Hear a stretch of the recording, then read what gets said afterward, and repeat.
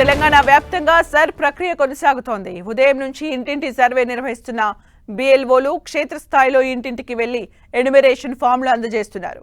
ఆ form fill up చేసి మళ్లీ తిరిగి ఇవ్వాలని ఓటర్లకు సూచిస్తున్నారు. రాష్ట్ర వ్యాప్తంగా జూలై 24 వరకు ఇంటింటి సర్వే జరగనుంది. హైదరాబాద్ అంబర్పేటలో జరుగుతున్న సర్వేను ఈఆర్ఓ మారుతి దివాకర్ పరిశీలించారు. ఎన్యుమరేషన్ ఫామ్ కు సంబంధించి వివరాలు ఓటర్లకు తెలియజేస్తున్నారు.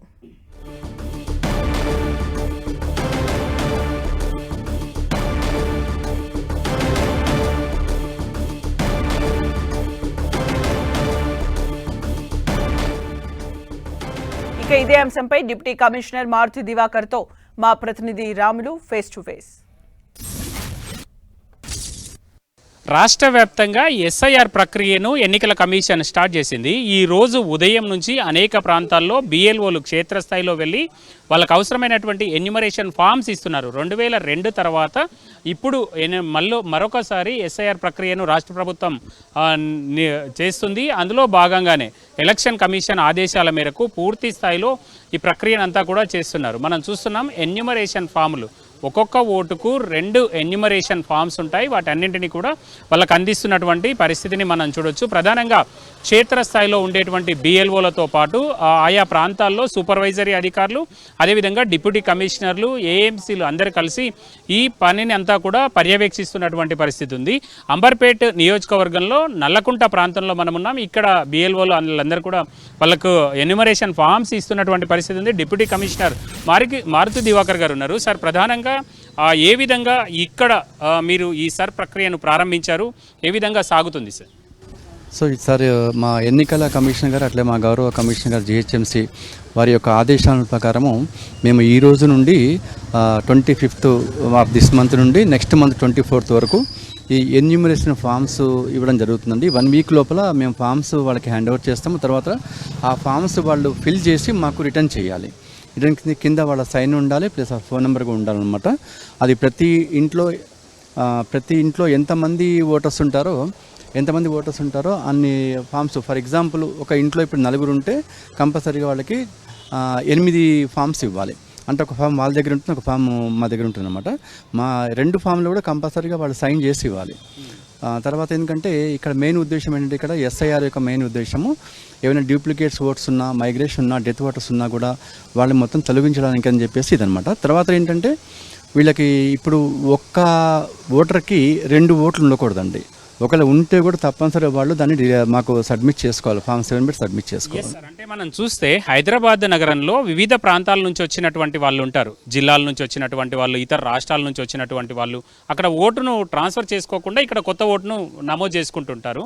అలాంటి సందర్భంలో ఎట్లాంటి జాగ్రత్తలు తీసుకుంటారు? సో తప్పనిసరి అక్కడ ఇప్పుడు ఫర్ ఎగ్జాంపుల్ ఇంకో నియోజకవర్గంలో ఒక ఓటర్ అయ్యుండి ఇక్కడ షిఫ్ట్ అయి ఉంటే తప్పనిసరి అక్కడ డిలీట్ చేసుకోండి. ఇక్కడ మళ్ళీ కొత్త ఫామ్ 6 ఇక్కడ అప్లై చేసుకోవాలి. కానీ ఇప్పుడు ఎస్ఐఆర్లో నేరుగా ఏమైనా చేసుకోవడానికి ఉందా? లేదు అని అంటే వాళ్ళు అక్కడ 2 ఓట్లు ఉంటే ఒకటే ఎస్ఐఆర్ ఫామ్ ఫిలప్ చేసి మీకు ఇవ్వాల్సి ఉంటుందా? ఎట్లా ఉంటుంది సార్? కంపల్సరీ ఒకటే ఉండాలని కంపల్సరీగా వాళ్ళు ఎక్కడైనా సరే వాళ్ళు ప్రస్తుతం ఎక్కడ ఉంటున్నారో అక్కడ అదే అడ్రస్ పైన వాళ్ళు కంపల్సరీ ఆ ఫామే ఇవ్వాల్సి వస్తుంది.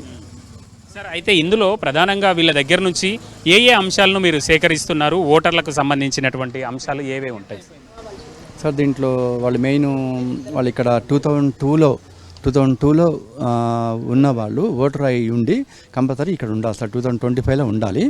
అదేంటంటే ఇంకోటి ఏంటంటే, వాళ్ళకి 2002లో వాళ్ళ ఫోటో ఉంటుంది. ఆ ఫోటో ఏంటంటే ఇప్పుడు ఈ 25 ఇయర్స్లో ఆ ఫోటో మొత్తం పాడైపోయి ఉంటుంది కాబట్టి, మళ్ళీ మారిపోయి ఉంటుంది కాబట్టి మళ్ళీ ఇప్పుడు కొత్తగా ఫ్రెష్గా ఒక ఫోటో తీసుకుంటాం సార్.